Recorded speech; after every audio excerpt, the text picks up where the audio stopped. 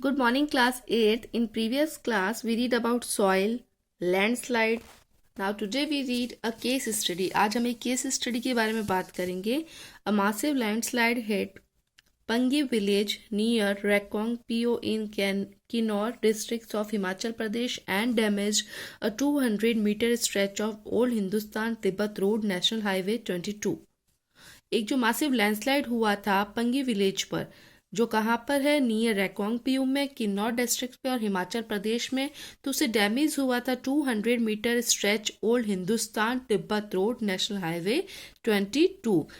ये जो लैंडस्लाइड हुआ था वो ट्रिगरेट का मतलब हो रहा है स्टार्टिंग, शुरू से हो रहा था intense blasting at Pangi village. इसने जो है स्पेंगी विलेज को जो पूरी तरह से ब्लास्ट कर दिया था. उसी ब्लास्टिंग के द्वारा जो वीक जोन था और जो स्लोप कोलाप्स था, कोलाप्स मतलब जो ढलान का जो है विनाश हो गया, और उसका कारण हुआ कि जो डैमेज हुआ वो कहाँ पर हुआ, रोड पर और नियर बाय विलेजेस पर, यानी कि इतना भारी जो है नुकसान उठाना पड़ा. जो पंगी विलेज जो था वो कम्प्लीटली जो थी वो खाली हो गया था to avoid any possible loss of life, यानी कि उन्होंने बहुत अपने जीवन जीने की हर एक चीज़ को जो खो दिया था, इसी वजह से जो है उन्होंने वहाँ पर वैकेटेट कर दिया, खाली कर दिया. नेक्स्ट इज मिटिगेशन मैकेनिज्म, यानी कि जो है किस किस चीज़ की कमी के कारण या किस चीज़ की जो क्रियाविधि की कमी आ रही है.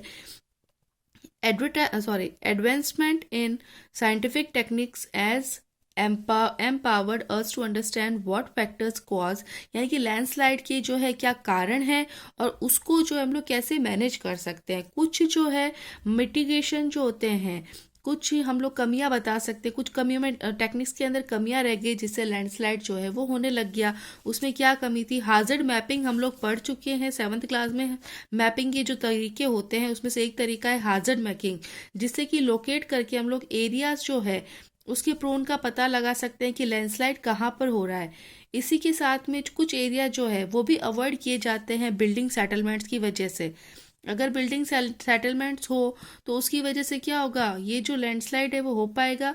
तो इसी वजह से कुछ एरिया जो होते हैं वो भी अवॉइडेड कर सकते हैं बिल्डिंग सेटलमेंट्स के लिए, बिल्डिंग सेटलमेंट्स ना करें. Construction of retention wall to stop land from slipping, sorry हाँ, जो कंस्ट्रक्शन होते हैं वॉल के, तो उससे भी जो है हम लोग स्टॉप कर सकते हैं लैंड को स्लिपिंग, ढलान करने के लिए. Increasing in the vegetation cover to arrest landslide. Vegetation का मतलब वनस्पतियों को उगाना या फिर बहुत सारी ऐसी चीज़ों को उगाना जहाँ पर जो है क्या कर सके हम लोग लैंडस्लाइड को कवर कर सके. सरफेस जो होता है ड्रेनेज कंट्रोल का वर्क करता है कंट्रोल करने के लिए मूवमेंट लैंडस्लाइड का. इसी के साथ में जो रेन वाटर होता है और जो स्प्रिंग फ्लोज हम अप्रैल में भी मैं आपको बता चुकी हूँ जब पीडीएफ हुआ था. स्प्रिंग फ्लो का मतलब जो पानी जो ढलान की तरफ जो जाता है. Next is water. वाटर जो होता है एक बहुत ही इंपॉर्टेंट रिन्यूएबल नेचुरल सोर्सेज है. ये सबको पता है कि बिना वाटर के कोई भी जिंदा नहीं रह सकता. 3/4 जो अर्थ का जो सरफेस है वो वाटर से कवर्ड है. इसीलिए जो है अप्रोप्रिएटली उचित रूप से हम लोग कह सकते हैं कि वो अर्थ को क्या कहा जाता है, वाटर प्लेनेट. तो ये जो है बहुत ही प्राचीन यहाँ पर ओशियंस है जिससे कि लाइफ जो वो स्टार्ट हुई थी 3.5 मिलियन ईयर्स बैक में. आज भी जो ओशियंस जो है वो कवर करते हैं 200 अर्थ सरफेस का और सपोर्ट करते हैं एक रिच वैरायटी, बहुत ज़्यादा अच्छी वैरायटी प्लांट और एनिमल की लाइफ के लिए. ओशियन वाटर जो होता है वो एक सैलिन भी होता है और ये जो है नॉट फिट फॉर वुमन, ये जो है ह्यूमन के लिए फिट नहीं है कंजप्शन, उनके जो है उपयोग के लिए, यूज़ के लिए. फ्रेश वाटर जो होता है वो अकाउंट होता है उनके लिए अबाउट 2.7%. नियर बाय 70% जो होता है वो आइस शीट और ग्लेसरी के रूप में होता है अंटार्कटिका, ग्रीनलैंड और माउंटेन रीजन्स में. तो उनकी जो लोकेशन होती है वो जो होती इनएसेबल होती है, अपनी पहुंच के बाहर होती है. जो लोकेशन जिस तरह के होते हैं ओनली 1% जो फ्रेश वाटर होता है वो अवेलेबल होता है हमारे यूज़ के लिए, ह्यूमन यूज़ के लिए. तो इससे ये पता लगता है कि जो ग्राउंड वाटर जो होता है वो सरफेस वाटर जो होता है ना रिवर्स और लेक्स में, और जो वाटर वेपर जो होता है वो कहाँ पर होता है, एटमॉस्फेयर में. And now do you know 1975 में जो कंजप्शन हुआ वाटर का ह्यूमन यूज़ के लिए वो कितना हुआ 3850 CU किलोमीटर प्रति ईयर, यानी कि हर एक ईयर में ह्यूमन जो इतना यूज़ कर सकता है इसकी सोएड इसकी इतना बढ़ गया 6000 जो है अब इतना हो गया ये ईयर कितना 2000 के अंदर। Okay, now turn your page. Fresh water जो होता है वो इसलिए होता है कि मोस्ट जो प्रीशियस सब्सटेंस होता है अर्थ पर उनके लिए फ्रेश वाटर होता है। वाटर जो होता है वो ना तो एडेड होता है और ना ही सब्सट्रैक्टेड होता है अर्थ पर, ना उसको जोड़ा जा सकता है ना उसको घटाया जा सकता है। इसकी जो टोटल वॉल्यूम होती है वो रिमेन्स होती है कंस्टेंट, हमेशा बढ़ती जाती है। इसकी एब्यूडेंस, इसकी कमी जो होती है वो अलग अलग जगह पर प्रतीत होती है, बिकॉज जो कंस्टेंट मोशन जो होता है साइक्लिंग का किसके द्वारा, ओशन के द्वारा। हम लोग पढ़ चुके हैं ओशन के अंदर साइक्लिंग होती है, जो हम लोग जो वाटर साइक्लिंग वगैरह, और एयर जो लैंड और बैक अगेन पर through the process of evaporation. Evaporation हम लोग पढ़ चुके हैं, भाप के द्वारा, प्रेसिपिटेशन तेजी के द्वारा, और रन ऑफ जिस तरह से जो है पानी जिस तरह से तेजी से बहता जा रहा है। as you already know is referred as the water cycle। ये सेम वैसे ही जैसे कि हमारी वाटर साइकिल होती है।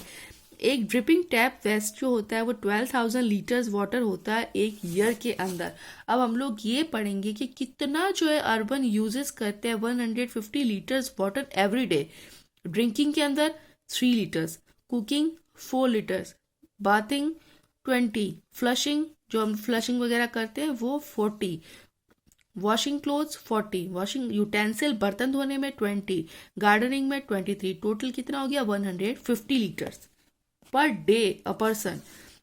ह्यूमन जो होते हैं वो बहुत ही ज़्यादा अमाउंट में वाटर यूज़ करते हैं, ना केवल पानी पीने और वॉशिंग के लिए बल्कि इसी के साथ जो प्रोसेस होती है प्रोडक्शन में उसमें भी यूज़ किया जाता है।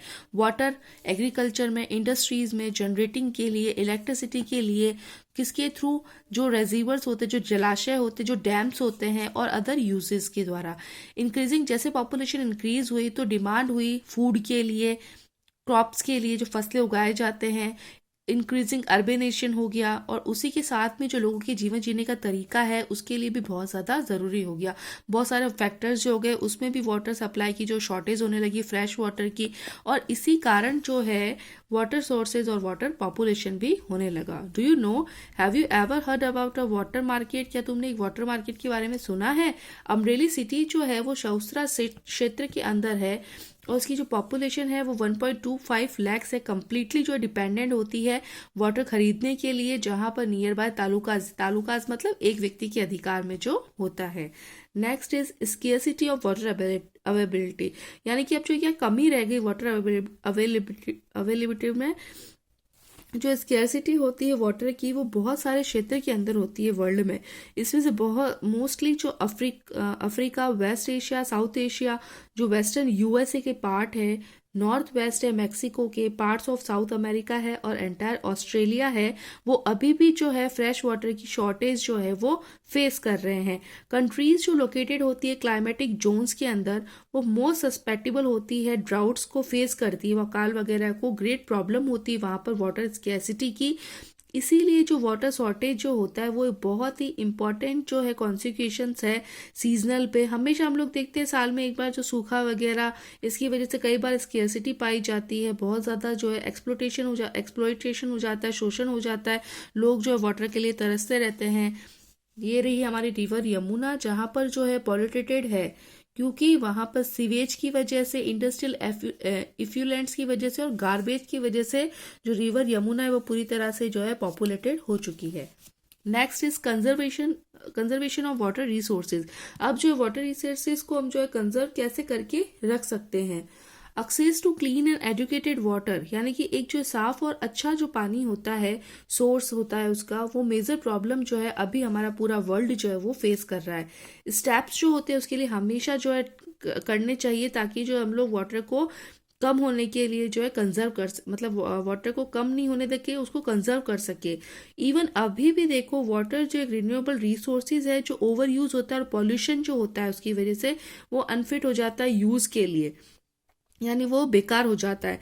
जो डिस्चार्ज होता है अनट्रीटेड और पार्टिकुलर ट्रीटेड सीवेज में, जो एग्रीकल्चर केमिकल्स होते हैं, इंडस्ट्रियल एफ्लुएंट्स होते हैं, वाटर बॉडीज जो होती है वो मेल जो है मेजर उसकी वजह से जो है मैला हो जाता है अंदर से। ये पॉल्यूटेड वाटर जो होता है वो नाइट्रेट, मेटल्स और पेस्टिसाइड्स होते हैं। मोस्ट ऑफ जो केमिकल्स होते हैं वो नॉन बायोग्रेडेबल होते हैं और जो ह्यूमन बॉडी के यहाँ पर ह्यूमन बॉडी पर में पहुंचते हैं वाटर के थ्रू। कई बार गंदा पानी पीने की वजह से लोग जो कितने बीमार हो जाते हैं, जो केमिकल वगैरह इसके अंदर आता है, जैसे कि घरों में पानी जो भरा जाता है उसके अंदर आप देखना पानी भरते ही जो है वाइट वाइट होता है, जैसे ही वो पानी जो है थोड़ी देर बाद आप रखो वो पूरा वाइट पन जो है नीचे चला जाता है और पानी बिल्कुल सही हो जाता है। तो ये सारा क्या वाटर पॉल्यूशन जो होती है उसको कंट्रोल कर सकते हैं हम लोग, अगर जो है वाटर बॉडीज को जो है रिलाइजिंग करे, उसको जो सूटेबली करे। फॉरेस्ट और अदर जो वेजिटेशन होते हैं वो कवर करते हैं सरफेस को स्लो रन ऑफ पर और उसकी भरपाई करते हैं अंडरग्राउंड वाटर के साथ में। वाटर जो हार्वेस्टिंग होता है वो अनदर मेथड होता है जहाँ पर हम लोग सरफेस को क्या कर सके, सेव कर सके। कैनाल्स यूज़ की जाती है इरिगेशन फील्ड के लिए, जिससे कि क्या हो, प्रॉपरली जो है लाइंड हो, मिनिमाइज लॉसेज हो वाटर सीपेज का। स्प्रिंकल्स जो होती है वो इफेक्टिव इरिगेशन एरिया जहाँ पर जो है चेकिंग वाटर लॉसेज जो होता है वो किसके थ्रू होता है, जो सीपेज जो टपकता रहता है, जो इवापोरेशन होता है, जो भाप होता है, जो ड्राई रीजन्स होते हैं वहाँ पर हाई रेट्स होती है इवापोरेशन की। ड्रिप होता है, बूंद वगैरह जो ट्रिकल होता है, उसके साथ में इरिगेशन जो होता है वो बहुत यूजफुल होता है। वैल्यूबल वाटर रिसोर्स होता है, उसको हम लोग कह सकते हैं कि कंजर्व होता है, अडॉप्टिंग करते हैं जिससे कि इरिगेशन जो है वो अच्छे से हो पाता है। ओके, सो आज हम इतना ही पढ़ेंगे, कल हम पढ़ेंगे natural vegetation and wild life. Till then, thank you.